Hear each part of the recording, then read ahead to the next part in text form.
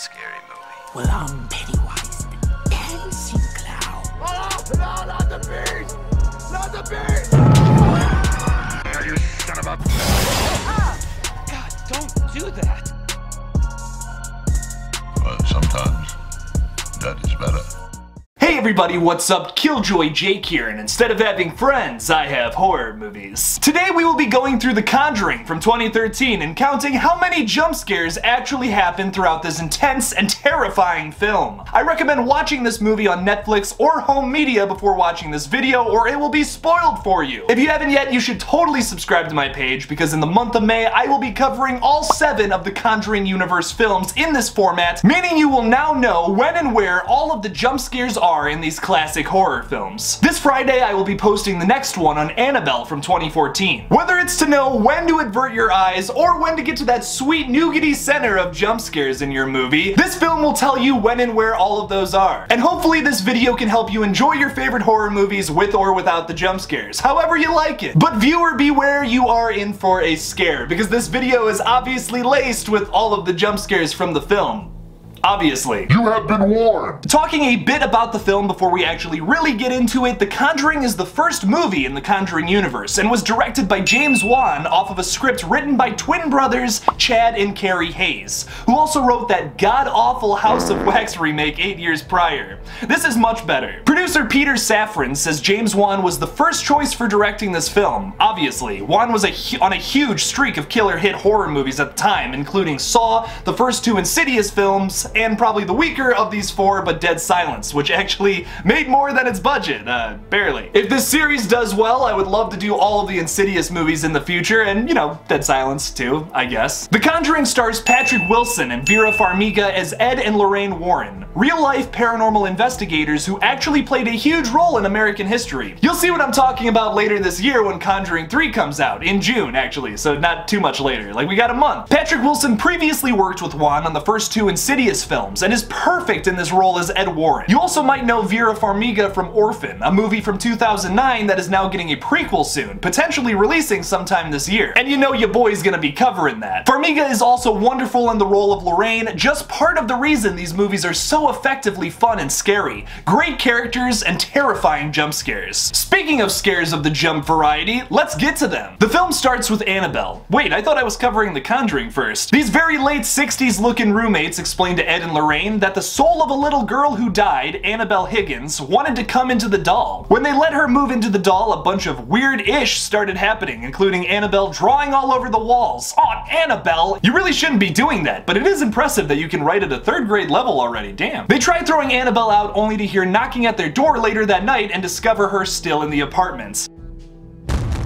Ed and Lorraine explained to them that they let an inhuman spirit, or a demon, into the doll and that it wants to get inside them. Gross. The Warrens explained that they will take it somewhere safe, meaning their iconic spare room full of demonic After a very yellow Star Wars inspired opening credits telling us that this is based on a true story, with air quotes next to that, we meet the Perron family, who just moved into a house on Elm Street in the middle of Jump Scare City. The Perron family consists of Roger and Carolyn, the patriarch of the family, and all their damn kids. All I'm gonna say is this man couldn't pull out of a driveway if he tried. Oh my god. Oh, and who could forget about their pupper Sadie, who doesn't want to go into the house for some reason? Seems awfully spoopy to me. After a moving montage featuring some dope 60s jams and an incredible long shot, April discovers a creepy music box with a mirror on the inside of it. That will come back later for something spoopy, don't you worry. The kiddos play hide and clap, also something that will come back for some real spoopy stuff later on. During their game, Sydney breaks a panel in a closet, revealing the family has a secret basement. I wonder why they were trying to cover this up. Maybe the movers just didn't want to lift that piano, I don't blame them. Roger and Carolyn decide to christen the new house with some sexy times before bed after noticing Sadie freaking the heck out outside of the house. The next morning, the family notices a bunch of weird things. All of their clocks have stopped exactly at 3:07, Carolyn has a strange bruise on her leg, and they find the dog dead. Oh come on, the dog? Like people dying in horror movies, whatever. But like the dog? Seriously? We then get a scene at Ed and Lorraine's place that really isn't all that important, besides it showing us that the daughter Judy is fascinated by their creepy room of demonic objects, especially that Annabelle doll. Oh yeah, and there's also this subplot about Lorraine, but trust me when I say it's not all that important, and I'm really not even gonna go into explaining it. Let's just get into the jump scares already. We cut back to the Perron household, where we are still building tension and not getting to the scares right away. Thank you, James Wan. Christine blames Nancy for farting and pulling at her leg. I assure you, Christine, it ain't Nancy pulling at your leg or farting in your face. That's the demon in your room. Sydney goes into Andrea's room that night and starts banging her head on the dresser in there. And Roger finds another bruise on Carolyn's back. And oh wait, there's more tension builders here. Birds are flying into the house, and April is talking to an imaginary friend she just met named Rory. She fake out jump scares her mother in kind of this movie's first scare,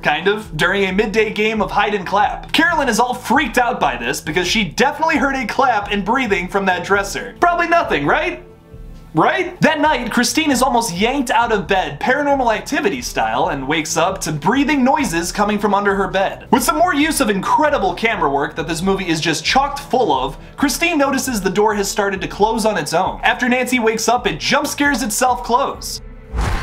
Back when I saw this movie in theaters, I remember almost soiling myself watching this scene for the first time, and I don't know why I'm sharing this with all of you, honestly. We get a scene that I personally think is underappreciated, where the Warrens go to investigate another house with a couple there who think it's haunted. Ed shows them that the floorboards are just making creepy sounds and that their house is not actually haunted. It really makes these characters who seem so otherworldly much more human. It's interesting to see how that's something that happens to these characters in their normal daily lives, instead of just finding demons in every case they encounter. After Roger leaves for some time to do a long-haul delivery, Carolyn hears some clapping downstairs, thinking it's the girls. After another tension-building sequence that James Wan is just famous for at this point, we get one of the most terrifying jump scares I have ever seen.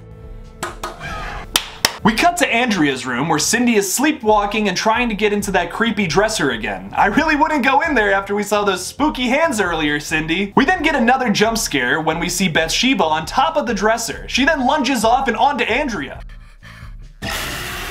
Bathsheba is played by one of my all-time favorite creature actors, and he's also the composer for this film as well, Joseph Bishara. You're probably much more familiar with his character in Insidious, the lipstick demon, which he also did the music for those movies too. The guy is absolutely incredible, and I feel is just so underappreciated. Like, no one talks about him when it comes to these movies, the Insidious movies. Actually, he's in like all of the Conjuring films, he does all the music for him, he plays most of the creatures in those films. So underappreciated. Roger gets home that night to the sounds of his kids screaming, something you really never want to come home to. He runs into the house to see Andrea inconsolable on the ground. This incites them to reach out to the Warrens finally. They have had enough of this paranormal BS, we gotta call somebody, and the Ghostbusters don't exist unfortunately in this universe. Carolyn goes to see them the next day and begs them to check out her house. The Warrens reluctantly agree and head over to their spooky house. After a wild line of questioning, the Warrens realize something demonic may just be going on here. After the parents tell them a bunch of weird stuff that has been happening in the house, including random rotting meat smells and unexplainable sounds happening at nighttime. After some more investigation, Lorraine sees Rory in the mirror of the music box and feels a negative energy. She goes outside and sees what happened at the house through a vision. She explains to the parents that the spirit has latched itself to their family, meaning they can't just move out of the house and it'll go away. The only way to get rid of this spirit is to perform an exorcism on the house. But before they can do that, they must provide the church proper evidence that something is amiss in their household first, which unfortunately for the parents can take a long time. Luckily for us though, it means much more jump scares. After doing some digging, the Warrens discovered that the farmhouse used to be the residence of Bathsheba, a witch who sacrificed her 7-day-old child to Satan and then hung herself, cursing her land and anyone who tries to claim it. She sounds real fun, I bet she would be the life of the party. Her time of death was exactly 3:07 a.m., the same time all of the clocks stopped. Spoopy. Officer Harrison shows up and is basically an insignificant character who gets his face bitten into later on. Also, Drew is there, yet another addition to the cast that's questionable in my opinion. We get yet another montage with some boppin' 60s music showing the Warrens set up a bunch of equipment for ghost hunting. This movie really makes me want an R-rated version of Scooby-Doo with Matthew Lillard, of course casted as Shaggy again. I mean, if you think about it, these are all like adult Scooby-Doo episodes, you know? Like, let's make that finally. Some more plot stuff happens where Carolyn talks about this great time that their family had at the beach. It's important for the plot, but you probably don't care. Ed and Lorraine do some more ghost hunting in this film's second nod to Paranormal Activity. In a found footage-like fashion, Ed and Lorraine are followed around the house with a camera. A door slams shut, but I wouldn't say it's enough setup here to justify as a jump scare. But it did scare Officer Harrison behind the camera though. In all fairness, I can't even play 5 minutes of a horror video game without crying, so I'll give this guy a break. The next morning, we get some wholesome moments between the family, the Warrens, and these other side characters when they all have breakfast together. April brings Ed some pancakes, and oh, that's just so cute. Another reason to care about this family that is about to be traumatized. Speaking of trauma, we get a creepy scene where a sheet flies off a line outside and hits an invisible spirit. The sheet then flies to a window on the house and reveals Bathsheba is in the house about to F up Carolyn's day. Bathsheba spits up a bunch of demon juice into Carolyn's mouth, possessing her. Lorraine runs into the house and finds her in the bathroom. She says she's fine, but Lorraine thought that was pretty sus. I mean, after all, we did just see Carolyn vent an electrical. Don't try to deny that, Carolyn. Later that night, Officer Harrison hears some spooky whispering outside and sees an apparition. It jump scares him and he screams for Ed. Look what you made me do! Cindy sleepwalks up the stairs, triggering all of the ghost sensors in the house. Ed explains that they want to see where she goes, and she ends up getting trapped in Andrea's room. You know that one room with the creepy dresser and the witch that lives on top of it? Yeah, you guys know. They discover a secret passage behind the dresser where little Rory hides when he's scared, which is explained by April real ominously. Cindy is hiding in there, and Roger takes her back downstairs. Lorraine falls through the house all the way into the basement, where we get 2 jump scares in a row. One by another creepy ghost lady saying, "She made me do it!" and one with some Bathsheba legs falling right in front of Lorraine's face. Nasty! Before Lorraine can escape, she loses a locket necklace little Judy gave to her earlier in the film that contains a picture of her daughter in it. I guess Bathsheba uses the picture to somehow fuck around at the Warrens' house later in the movie. I don't know, man. Let's just get back to the plot. Lorraine explains to Carolyn that Bathsheba possesses the mother and makes them kill their children. That's who that creepy ghost lady was earlier in the film, I guess. Another one of Bathsheba's victims that she actually made kill her daughter in the past. That's pretty messed up. After that, Nancy is thrown around the room by an invisible force, and yet another iconic shot with great camera work. Not really a jump scare, but it is quite disturbing. Looks like it would hurt though. Big oof. Lorraine has a vision of Judy drowning in the lake behind the creepy farmhouse, and she worries that maybe the spirit is going to try to kill her. Lorraine calls home to make sure she is okay and takes it as a false alarm for now. Big mistake, Lorraine. The Warrens take their footage to the church, and the priest says he will try to push it to the Vatican as soon as possible. But unfortunately, Bathsheba is kind of in a hurry to kill some of these kids. Judy wakes up that night to something pulling at her leg. Judy goes to find her parents, but instead finds the spoopy room open and missing a very iconic doll. After being chased by an unseen force into another room of their crazy house, we get what is probably the most iconic shot of the film. Bathsheba sitting in a rocking chair with the Annabelle doll. Annabelle then turns her head to look right at Judy. Judy screams for her nana in a very intense sequence. The Warrens get home and save Judy just in the nick of time before the rocking chair where Bathsheba just sat in is thrown across the room right at her. I'm not gonna lie, I kinda wish Patrick Wilson would save me with his big strong arms. God damn. The Perron family has moved into a motel for the night, and when Roger gets back there, 3 of the girls remaining there tell their father that Carolyn has taken Christine and April and fled without saying anything. The dramatic irony here is that the characters do not know that Carolyn is possessed by Bathsheba and is taking the 2 girls back to the house to kill them.